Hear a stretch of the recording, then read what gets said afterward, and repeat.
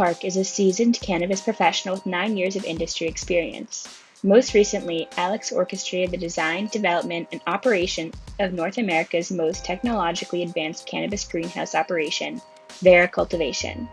As CEO of Vera Cultivation, Alex sets strategic priorities for the company and directs all sales and distribution efforts, investor relations, compliance efforts, and brand development. So today we have Alex Park. Alex and I met through a friend of mine that I went to business school with, and really special to have Alex here today, partly because he has ties to the Massachusetts market, and then also just the fact that he's an expert when it comes to finance, build out, and cultivation. I think it's an extremely unique combination, a lot of admiration for this dude. And just happy to have him join. So Alex, welcome, and why don't you tell us a little bit about yourself? Thank you, Ulysses. So as he said, my name's Alex. I am the CEO and co-founder of Vera Cultivation. We are a hybrid greenhouse cultivation company out in Boulder. We are taking a very innovative and cutting-edge approach to cannabis cultivation. It's a new paradigm that we unveiled to the market, and we're aggressively expanding our footprint through other US-based markets outside of Colorado. So the mothership is in Boulder. We went through a very challenging engineering and design process to bring our product to bear. We've been in operation for about 2.5, close to 3 years at this point, and have made a bit of splash in the industry. So trying to carry that momentum forward. Great, absolutely. So just with your ties to Massachusetts, maybe we can talk a little bit about your past experience and how you actually got from Mass to Colorado. Sure. So I grew up in Cambridge. I'm a Mass native, still have my heart in Massachusetts. And I moved out to Colorado to go to undergrad at the University of Colorado. I came back to Massachusetts to go to law school briefly. Had a change of heart and decided to start Vera with my two co-founders, and haven't looked back since. But I do have a little bit of cannabis law experience in between undergrad and law school. I was a paralegal for a prominent Colorado-based cannabis attorney who helped draft a lot of the current legislation that acts as the current regulatory framework for the industry. So that did begin to orient my thoughts around operating a highly regulated business under the current reg set. So that was an invaluable piece of experience. And additionally, I developed a nice network working for this particular attorney for as long as I did. And those connections have proven to be invaluable, starting the business and operating the business. Absolutely. So what about the Colorado market? I mean, we're in a space where 33 states have access to legal cannabis, including your home state of Massachusetts, but you still made the decision to move to Colorado. So what would you say, Colorado compared to other markets in terms of culture and operations? So, of course, relative to some of the other more nascent markets, Colorado is as close to a mature market as we could characterize in the space today. It's gone through a number of different regulatory iterations. We've had a considerable evolution in consumer behavior and product trends. I think in a lot of regards, Colorado has been the staging ground for a number of national brands that have expanded to other US-based markets and the Canadian market, and now more generally the international markets. So for us, the decision to establish Vera in Boulder was twofold. Number one, we had deep connections here. We understood the market well, and we felt like we could leverage a lot of the relationships to execute our plan a little bit more adeptly than we could in, say, a California or an Oregon or Washington. The other side of that coin was we were entering a saturated market. It was mature. We were a new entrant. There was some apprehension because of very poor wholesale pricing at the time. So that really, all of these dynamics together forced a different sort of paradigm approach. We knew we had to create something that could confront all of the downward pressure on pricing. We had to put out a system that was built to meet the rigors of these new market dynamics. And thankfully we've done that. So, and then the second part about Colorado was that we knew that if we could do it here, and if we could prove that this model could be a late entrant into a rapidly maturing market, that would stamp us, establish and prove out the business approach, that we could then transpose the model and place it into a potentially less mature market and have an even more powerful value proposition. But if we had to, we could plant it into an existing market or a fairly mature market and have a similar level of success. All right, so very strategic. Well, you tried. Yeah, absolutely. So just talking a little bit about the maturity in Colorado, and what's very interesting, especially as it relates to equity in the industry. I know that Colorado is kind of doubling back on their efforts at this point after being a couple years in. Now, comparing that to Massachusetts, where the CCC, our governing body, really looks at equity being in terms of certain license types, right? So you're familiar with the delivery license, that Yep. being for social equity and economic empowerment, as well as social consumption. So I was hoping to get your perspective a little bit on how the Colorado market is out there in terms of those business operations. So just a little bit of historical context, as you noted, Colorado did not make great efforts in the initial phase of their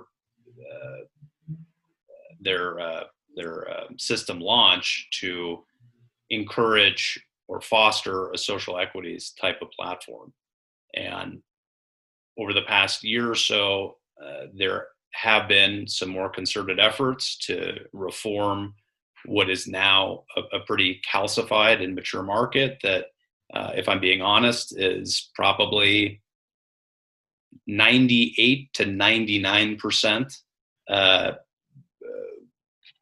white and male owned. And there's been clearly nationally some increased dialogues on social equity, and rightfully so. As a non-white business person in Colorado, I'd be lying if I said that I wasn't really enthusiastic about changing the stereotypical profile of the Colorado cannabis business owner. So not to say that I'm super evangelical about the effort, but it's definitely informed my existence and presence in the marketplace here. And I'm a strong proponent of encouraging non-white cannabis entrepreneurs to push into the industry, to make their mark, and to slowly reshape the complexion, literally, so to speak, of the industry. Back to the Colorado efforts, I think the problem is that despite the regulators' best attempts to reshape the dynamic here, to a certain extent, the ship has sailed. The business community is set. You have entrenched players, so you can create a licensing system that somewhat advantages people from marginalized communities or communities that have been emotionally affected by the war on drugs, but that only addresses the entitlement side of the equation.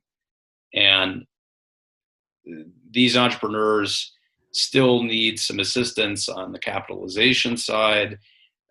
There are real estate dynamics that come into play. So I think it's a broader ecosystem that needs to be addressed. Just to concentrate on the entitlement side, which of course is within the purview of a regulating body. So it's easy to see that that's, of course, something that they can influence more than kind of the macroeconomic system or how landlords are supposed to approach non-white cannabis-owned enterprises. But unfortunately for me, on a systemic basis, it requires a broader, more comprehensive effort to really put teeth behind an initiative like this, because it is more complex than just entitlement strengthening Right. and privileging the oppressed communities. That's a good step, and it's the logical step. It's just not quite enough to make a dent into an industry that has really, really reached a point of critical mass and maturity. So what are some of those efforts on in the Colorado side? Like, what are they doing? Because here in Mass, kind of just going back to the delivery and social consumption, and to your point, it's not as broad, and there are some concerns, especially being at the kind of that last leg of the supply chain, and financially how that would work out with business models. But I guess like in Colorado, like, what are you seeing as their model? So it's evolved, and I can't say that I'm completely attuned to every shift in the latest development coming out of the Capitol building. But in the city of Denver, for example, there was a new set of licenses that were theoretically supposed to be granted solely to folks coming from disproportionately affected communities, Mm-hmm. and that those licenses would not be granted just by right, but so long as the applicants qualified per the standard set of criteria. Right. There would then be a lottery type of system that would award to the applicant set that met both the standard medical or recreational cannabis applicant criteria and the secondary criteria, which was the persons coming from oppressed communities criteria. Right. So long as those applicants met those two standards, they would then enter into the lottery round. And then it's literally putting your name in a hat and a toss of a coin. Wow. And you had mentioned that's the city. That's not the state. That's the city. That is not the state. That is the city of Denver. Wow. And I believe some of the peripheral communities as well.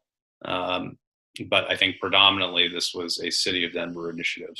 Interesting. Because even I mentioned to you, I interviewed a few people from California.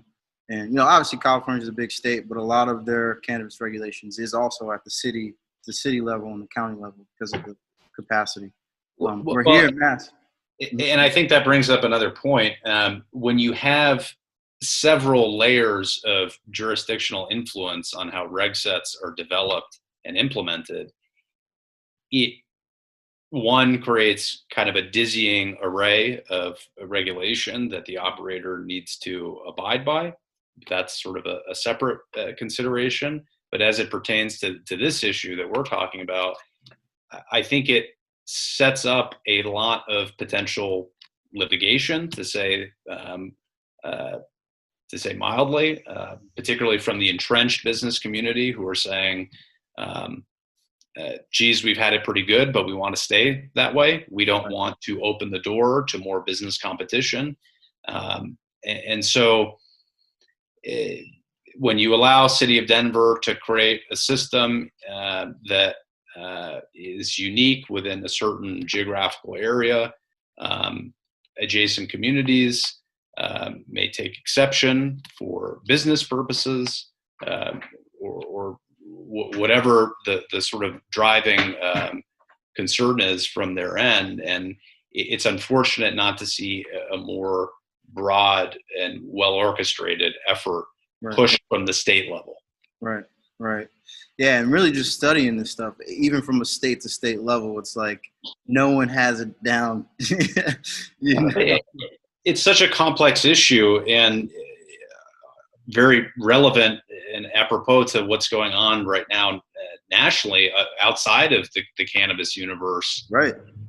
And these are intractable issues in a lot of ways, and these are generational issues that are coming to a head that transcend business. These are deep, deep wounds that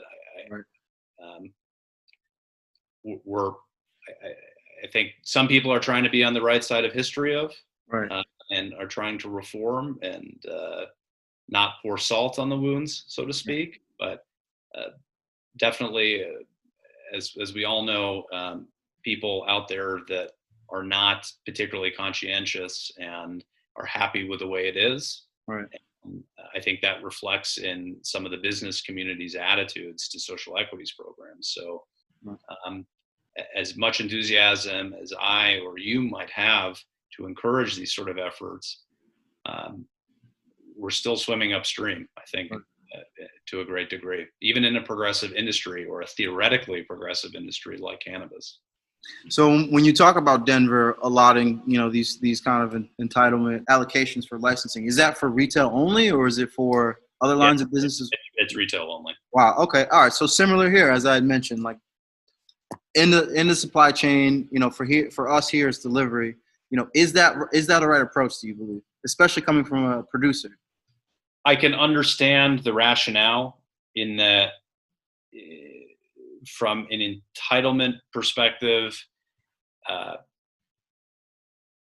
dispensaries are typically subject to more restrictive placement within communities, just given the nature of that license type. Mm-hmm. And so therefore you could make the argument that since either these are theoretically or typically the hardest to obtain, they are one of the more valuable license assets, and to afford a social equities type of advantage to that acquisition process really is sort of the crown jewel in the cannabis licensing universe. It does open up a whole assortment of questions based on the market that you're in. In Colorado, theoretically, there are no caps on amounts of license across any entity type. It's just a cap insofar as based on distancing and density and proximity, you might not be able to set up cultivation, a manufacturing, or a retail for that matter. And so this is a more open playing field to acquire a license in a state such as New Jersey, with a medical only system and a highly competitive licensing process. When you only have so many licenses per license type, all of it is competitive and they're all extremely valuable. And so one would think that a social equities program or advantage should be applied more summarily across the entire license types in those sort of scenarios to bolster the ability of the applicant to obtain one of those licenses, just given the system. So that's a complex one, subject to a lot of varying opinions. Right. I'm not trying to back out of that answer, but it's that's a tough one. Right. No, but I mean, for somewhere like Massachusetts, when we look at the entitlement, social equity, economic empowerment, it's not limited to, for obvious reasons, just delivery, right? You know that we're in the program, and any of our licenses gets expedited. Right. It's just really looking at how that expedited system it's failing, right? Then there's like other measures that need to be thrown on to, essentially try to even out the ratios and things of that nature. So I kind of want to we talked a little bit about like what, governments, Denver, here in Massachusetts, what they are doing to reverse the harms. What about businesses? Like what's their role in equity? Here in Massachusetts, I'm sure you're familiar. We have what's called the Diversity Impact Plan and the Positive Impact Plan. I don't think you have to do that in Colorado, but just curious on business. No, I think it's imperative for businesses that intend to grow and operate as good actors in the current business climate, in an evolved business climate, to seek out diversity of thought, opinion, background, color. That's something I hold dearly, and I think it's critical as a business owner to search for varying levels of perspective that, in my opinion, most naturally stem from diversity in life experience and color of skin, color of whatever it might be, whatever sort of angle is conferred by someone's unique background. So I think as a corollary to that, of course, businesses should be internally incentivized to seek out diversity, to improve how their business operates in the world. As far as a mandate, though, that's imposed from the top of a business's sort of core hiring plan, that's conspicuously absent from most cannabis businesses that I'm aware of in Colorado. When you look at the org charts of most of the large operators here, you will see a pattern that resembles what we were talking about earlier at the C-suite level, at the managerial level. It's a fairly homogeneous profile. Right. As you trickle down into the lower levels of employment, I think things get a little bit more diverse.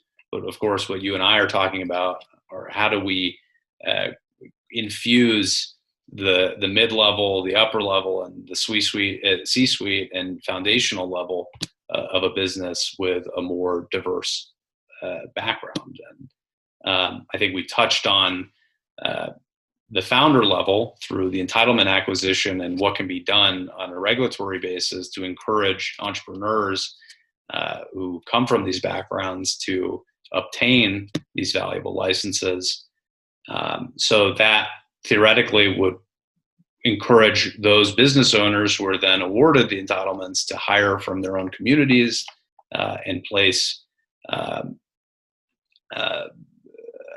a greater emphasis on social equity than maybe their existing business community, their competitors'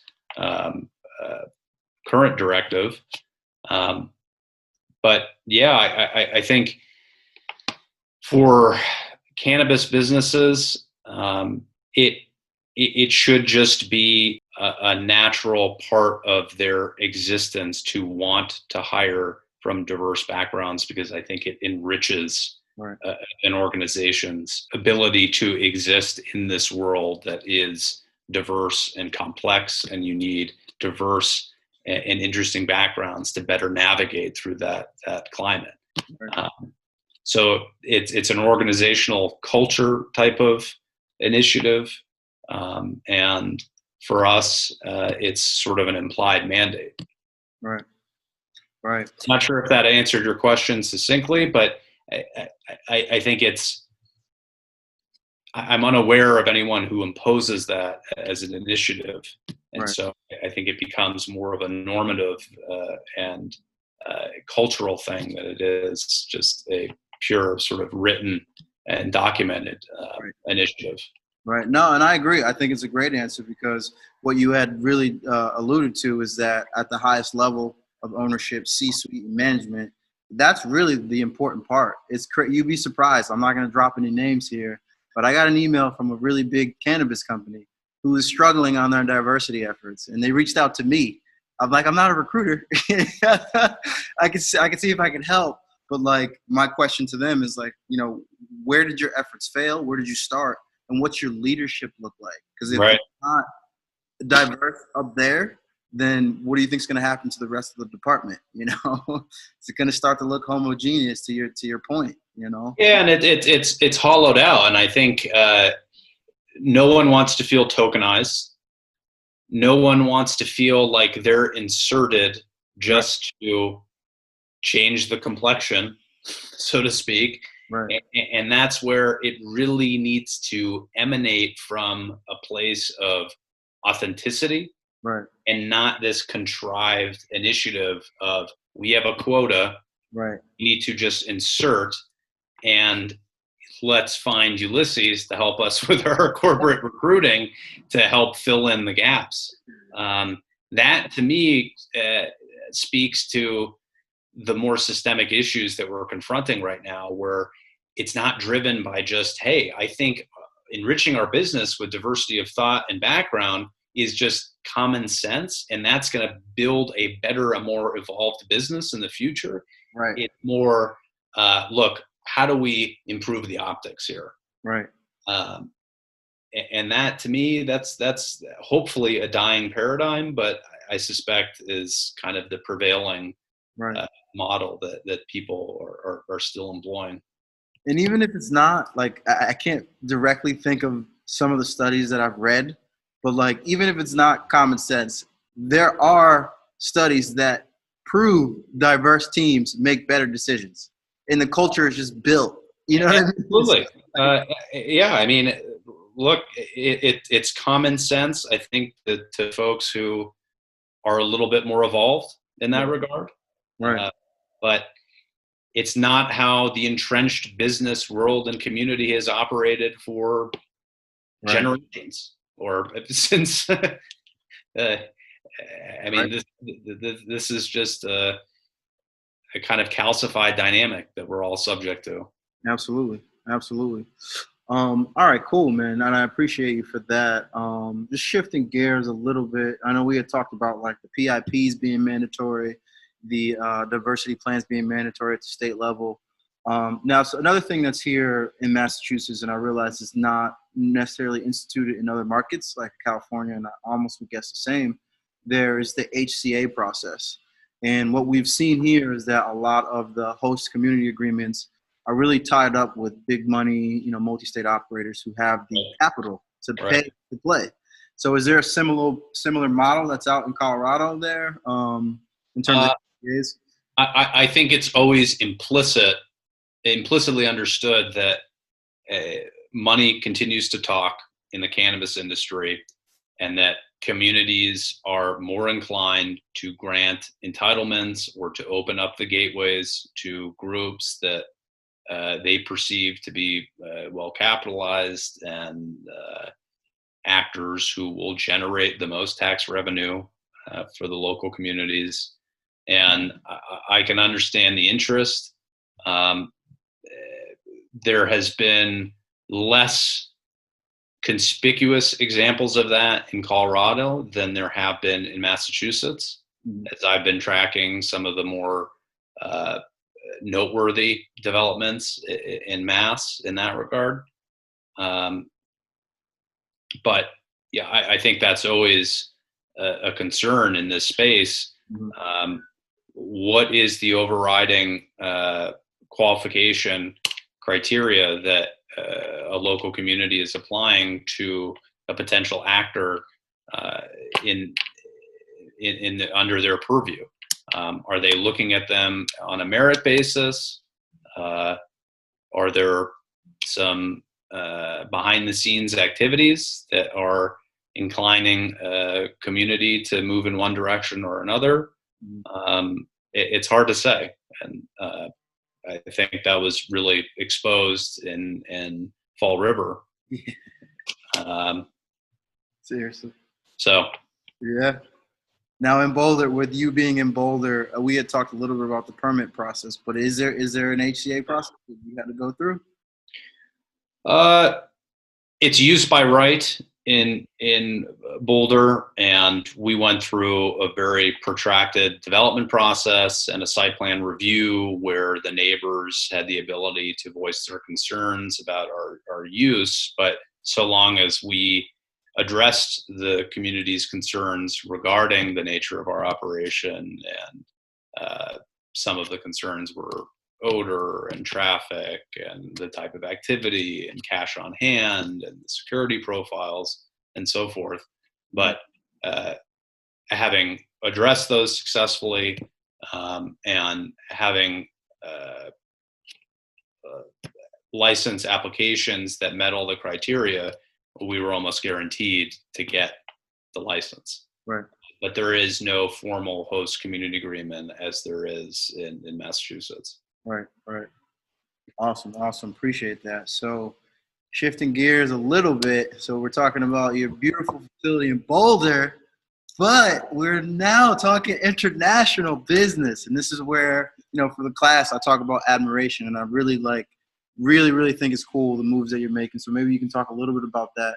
And then also, like, what are, part of working with this group, are they talking about social equity at all? Is it important to them? It is. So before I dive into that, just briefly, we are seeking international partners who are interested in implementing some of our methodology and grow techniques and infrastructural design. And these sort of relationships are being formed on a licensing basis. And so that's sort of the framework that exists with our partnership with Canna South. They're the first publicly traded cannabis company between Australia and New Zealand. So it's an exciting deal for us. They are they're an exciting team. They have broad ambitions in the New Zealand market. Will be held to GMP and GACP standards so that they can export their product into the European markets. Wow. So this is, I think, globally the trend that we intend to be part of. It's cultivating at internationally recognized standards of excellence like GACP and GMP.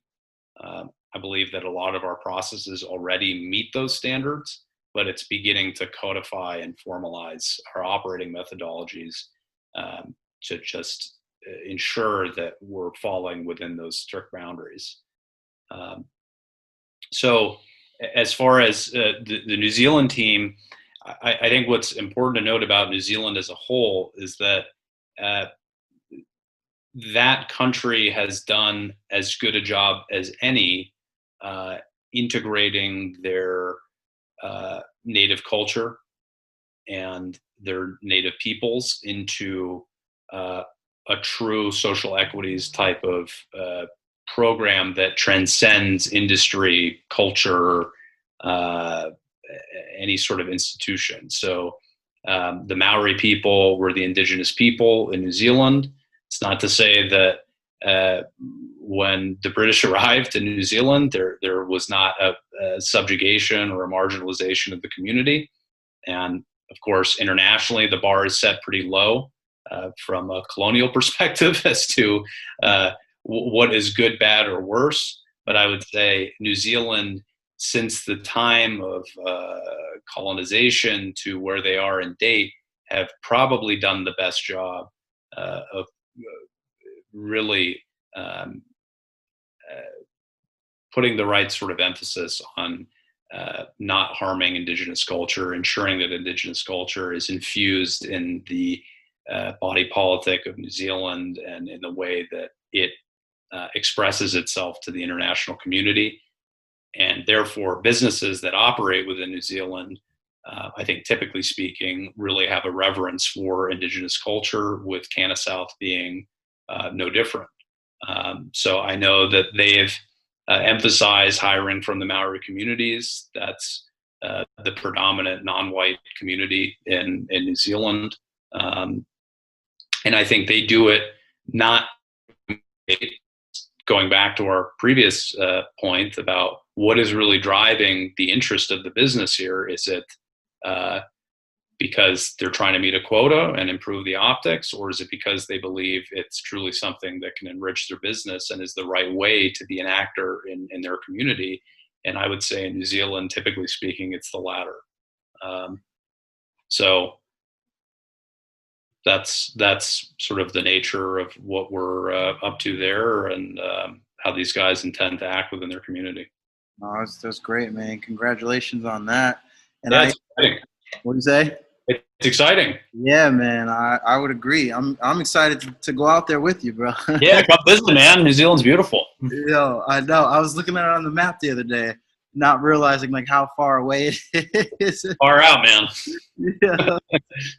But it is close. It's close to China, and like, so there's an Asian population. When you mention the Mallory, there's some ties there, right? With Yeah, absolutely. I mean, it's Asian Pacific Islander. I mean, it's a little too general to just group those in. I think that's another sort of white ethnocentric census type of classification, to just group in an incredibly diverse set of people into one broad category. But that's a conversation for another day. Right.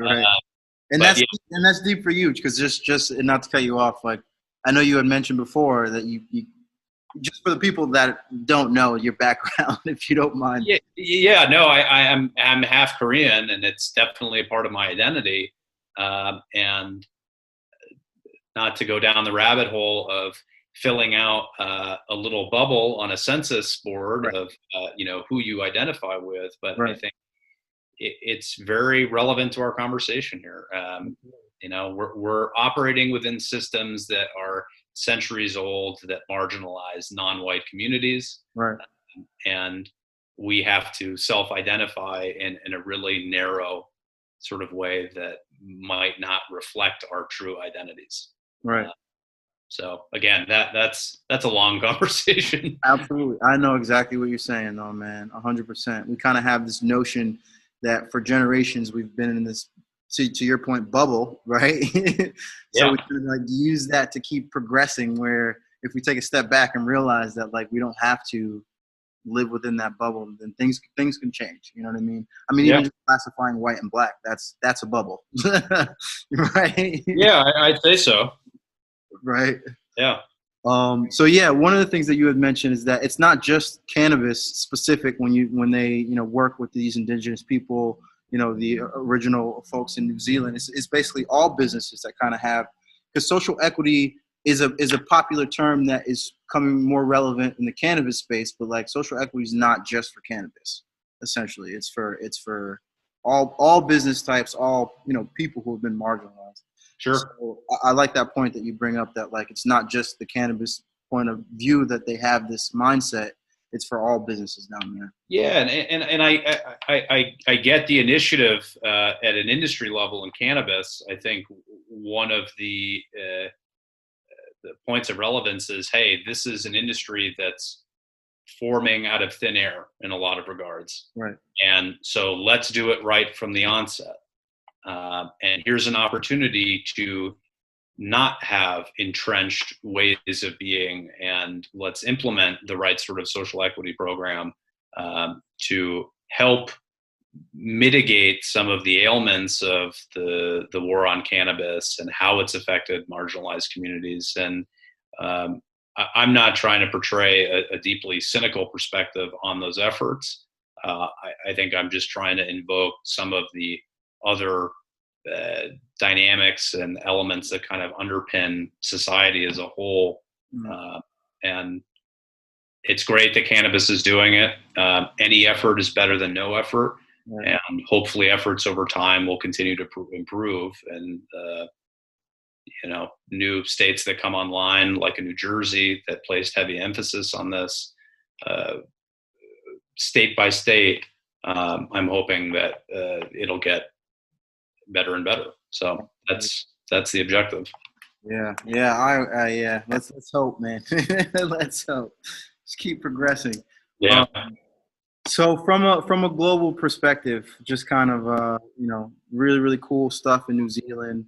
What do you think that trends are concerning social responsibility for these marginalized communities? Is that a good model? What New Zealand is doing? Is there a state that was a good model? What kind of trends do you see from that? More generally or specific to cannabis? That's a good question. I would say specific to cannabis. Specific to cannabis, As I understand it, in Europe, there have been very few efforts, and that regulatory framework is not well established anyway. So, not much happening in Europe in that regard. In New Zealand, like I said, it's more of a cultural push Mm-hmm. and an authentic push than it is a mandate. So I think that speaks to the point that we were talking about earlier about where is the true sort of initiative stemming from. I think Thailand and Africa are interesting cannabis markets with respect to social equity. In Thailand, for example, there is a heavy emphasis to keep the ownership majority Thai and to disallow large multinational corporations, cannabis corporations, from coming in and co-opting the system away from the Thais. And so I think the Thai government and the Thai people understand we have a unique climate, a unique sort of position in the world of cannabis if we choose to do it, but we have no intention of allowing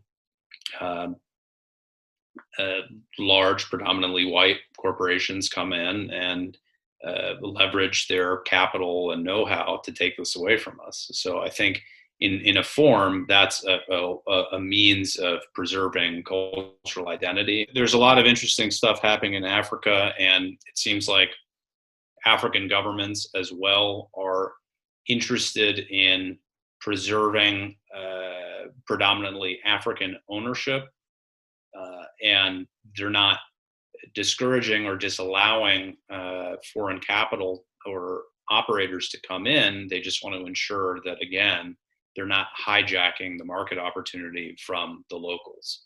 Right. So I think that's a variation of the social equity theme, Right. where, again, most of the groups with capital are run by predominantly white male-driven positions, and countries are recognizing this and saying, we have unique positions potentially in the world of cannabis, and we don't want to prohibit those kind of groups from operating, but we want to make sure that we create respectful guardrails so that they can only do so much and can only advantage themselves to such and such a degree. And I think to say that the colonial experience hasn't influenced their perspective would be, a gross understatement. So, I don't think they have any interest in sort of recreating the levels of exploitation that, Africa has felt for 500 years. Right. Right. So, again, I mean, these issues are so deeply entrenched in our cultural identity at this point. And cannabis it provides yet another lens to look at these things through. So encouraging to see governments intervene to that degree. And that brings us to the next question. We were around the world for a couple of minutes there. What about our federal government? Like, here we are talking about citywide programs. We're talking about statewide programs. But what about the government here? What's your perspective on that? Well, I think a lot rides on early November, right? And without revealing my partisan leanings, we're at an inflection point with cannabis, depending on what party takes over and what sort of oversight that party intends to apply to the world of cannabis. Will national legalization happen more quickly with a Democrat in office? I don't know. I think money is the driving factor in a lot of regards when it comes to cannabis legalization. And that might be something that ensures a more bipartisan effort to push this thing through. But how it's instituted and how it's framed, I think, really depends on the party in power and the sort of guardrails and the, the influence it intends to impose on the system development. And again, I'm not going to make this a political conversation, but I tend to think one party would emphasize social equity a bit more than the other. And yeah, it's hard to prognosticate. I think government has a place in business. I think it has a place in correcting some of the wrongs that it helped create. The war on drugs being the topic at hand, and I think some advantage, some privilege given to people coming from oppressed communities is a must once this goes nationally, because if it doesn't, I think we know what the natural outcome is going to be. Right. There's going to be a very, very little representation from people from disproportionately affected communities at C-suite founder level type of positions in the industry. And that would be a shame. Right. Yeah, they got a lot of work to do. Yeah, to say the least. It's definitely going to help how these, states and even local governments institute their laws. I think, I mean, I have a lot of, obviously, having worked under a program for 4 years, a lot of, perspective on it, hence the fact of this class. But I personally think that, when it comes time to federal legalization, obviously the monetary, the finance and how that works is going to be huge. But then also being able to help support these programs. Because even here in Massachusetts, I mean, just straight up honest with you, like I interviewed, her name's Shakia Scott, and she's part of this class as well. One of the first people I interviewed, and she ended up, like, her budget is just ridiculous. Like, you would at $300,000 for an entire program. Right. So, you know what I mean? So it's like, all right, well, if there are federal grants in place, maybe that can help that effort. You know what I mean? And I don't know if that's the case in Colorado, just kind of going back to what you had mentioned before about Denver. I mean, are there grants in place? Are there loans and finance? Or are we just talking about entitlement, like licenses aside? I think that's what we're talking about here. Yeah, that there isn't. So that there isn't. I got you. Cool, man. Well, no, that's yeah, man. It's a lot. It's pretty weighty.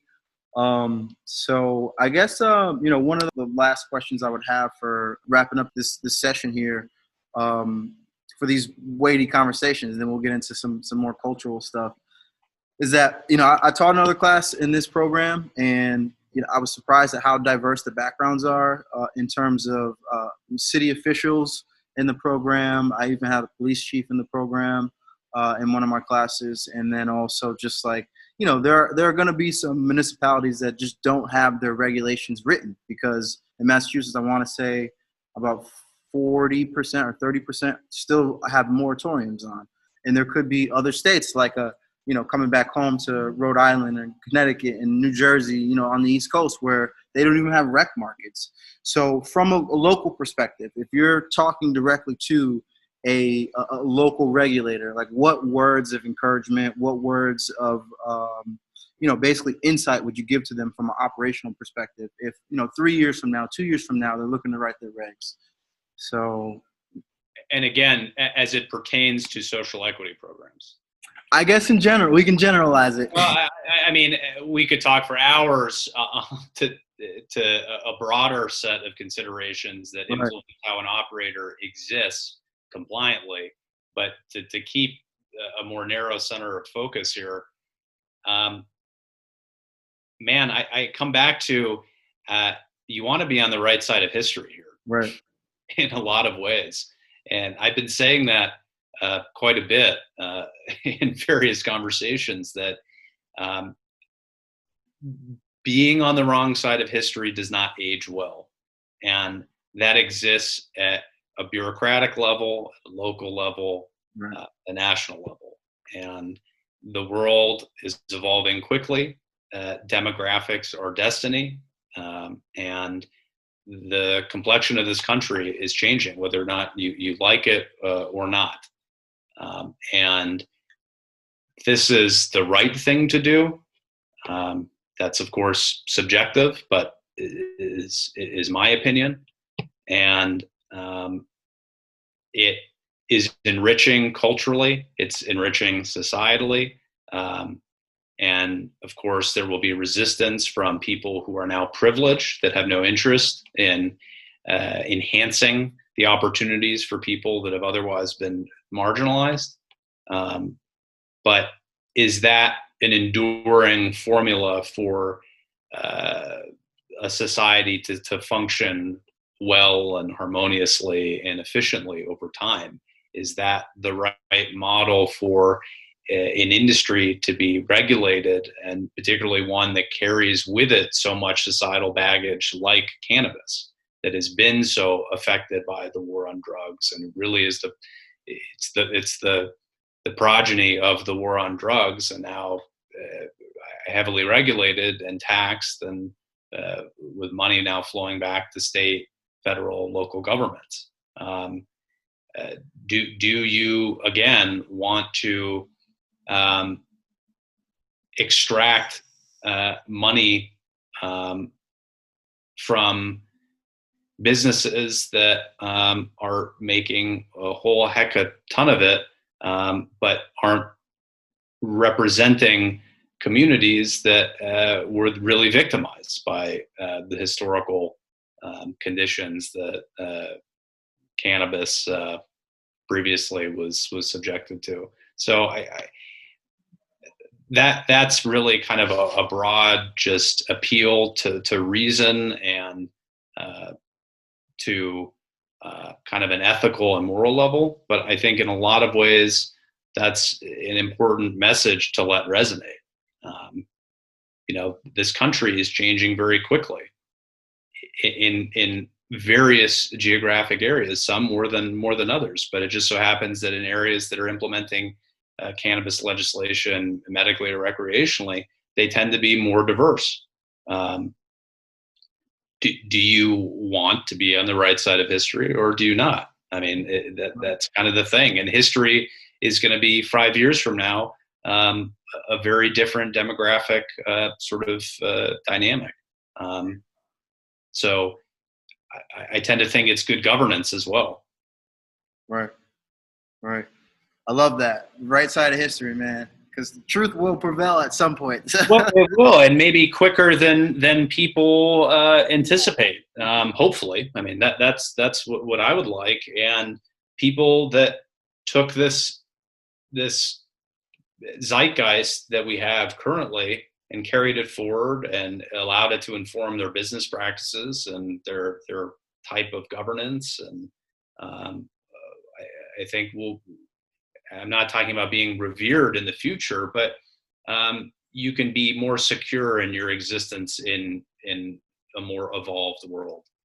Absolutely. In a not too distant future. Makes sense.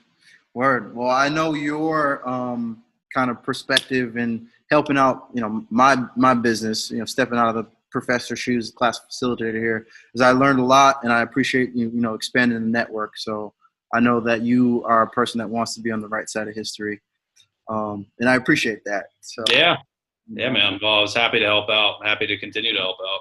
Absolutely.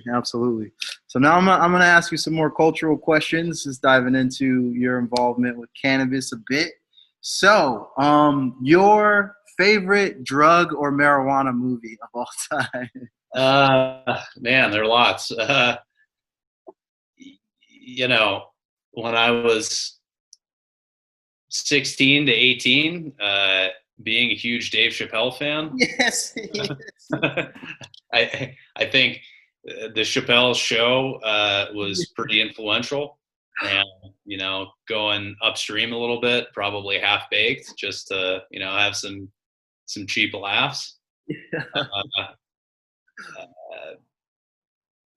There's a great documentary series that I think in large part touches on the war on drugs and how it's disproportionately affected people. It's Oliver Stone's History of the United States. Yeah.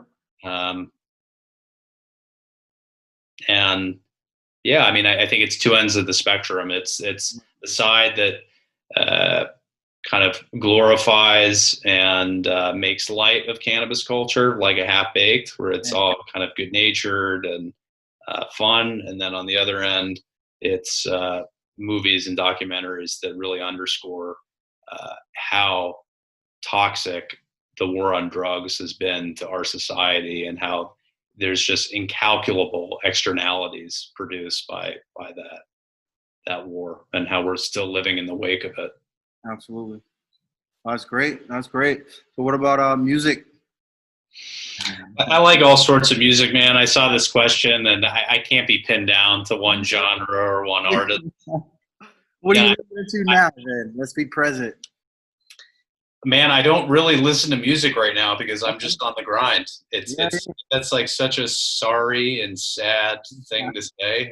I recognize that, but it's like, I'll listen to everything from rap, and it's that for me, it's kind of like 2000s, like, I grew up on the East Coast, like Wu-Tang, Dipset, like the old, like not old school, but like early 2000s, late 90s. Absolutely. I can't listen to rap these days, though, man. Right.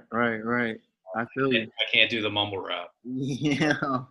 Well, the glorification of the pharmaceutical drugs is pretty prevalent in the community. Yeah, I mean, that's a topic for another day, but for sure, I mean, it's interesting. It's like a lot of my favorite rappers, they were smoking weed. That's it. Right.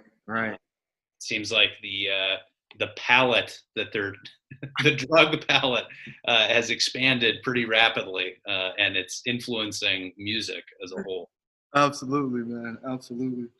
So what about you're not listening to a lot of music. I mean, you seem with this big vocabulary, and you know that I always love to talk to you about your vocabulary. What about books, man? What's books? Yeah, I mean, with weed, it's interesting. I've always looked at the food world, the food production, the externalities created by food, bad food production, and the sort of virtue of doing it the right way, and looking at some trendsetters in conventional agriculture who are doing it the right way as kind of a North Star for how we formulate our business. Mm-hmm. And a book that was very influential in guiding my path in business development was actually The Omnivore's Dilemma by Michael Pollan. Wow. And it's about food and food culture, but also the ails of industrialized farming and how toxic an environment it's creating. And there are the good ways to cultivate. There are bad ways to cultivate. Right. And then there's a lot of gray in between. And I think being better educated on how our industrialized food system operates and steering away from it in a reasonable way, because at the end of the day, I'm a business owner, and I'm trying to create value for my company, which means monetizing our efforts and being efficient. And so it's constantly trying to find a way to improve our business and be more efficient, but being resource conscious, being cognizant of the harm that poor cultivation practices can cause on our municipal sewer systems, on the ground in which we operate, the air pollution.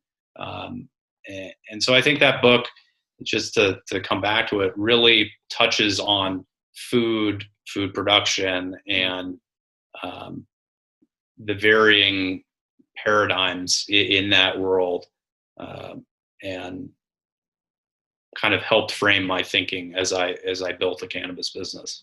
Absolutely. And I know we didn't touch too much on kind of the environmental responsibility of your company, and more or less you kind of having that notion of wanting to be on the right side of history. But there is another element of your operational excellence that, using greenhouses and kind of what you had talked about before, which is important, I think, for all businesses, not just cannabis business.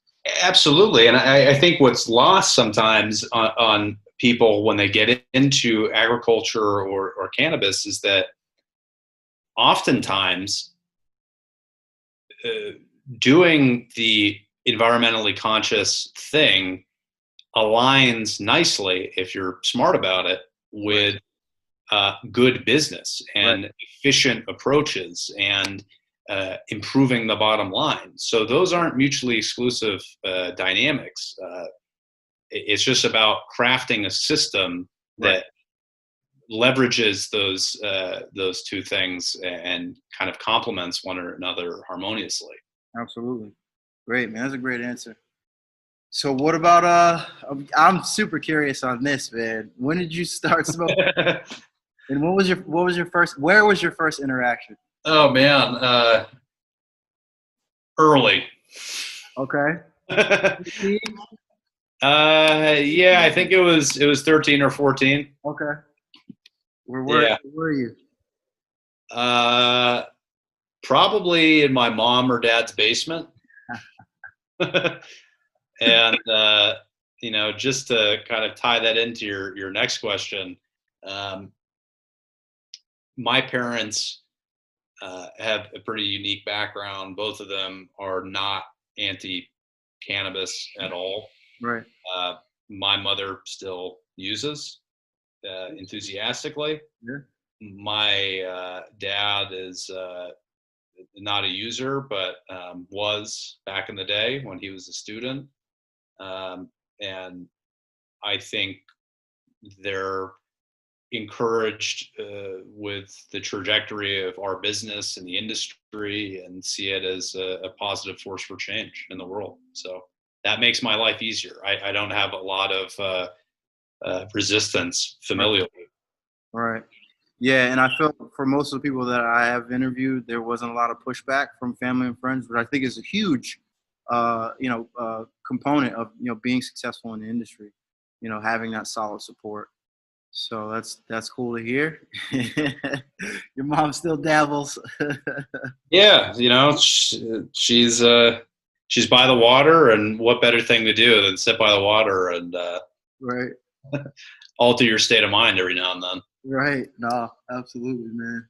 Well, hey, it's been great, man. I really appreciate you joining. And if people want to reach out to you, I know you mentioned your company name. They can look you guys up online. We're talking a little bit on Instagram. Anywhere else, if people want to reach you? Yeah, I mean, we have a contact page on our website, veracultivation.com. If anyone has questions about how we operate or what we're up to, I'd be happy to respond. And I appreciate it, man. Thanks for your time. Absolutely. I'm honored to be a part of this. Mr. Park, another individual from Massachusetts who really is a coming home party with basically not only this class, but being a resource to Major Bloom. And, Alex grew up in Cambridge and moved to Boulder, Colorado to start his grow. And that grow is now, as you guys heard, internationally doing business in New Zealand and hopefully other states. Part of that coming home space would be to get them in Massachusetts back home for him. So really, really intellectual dude, knows a lot about finance, knows a lot about cultivation. And I really hope that you guys enjoyed the episode, the session with Alex.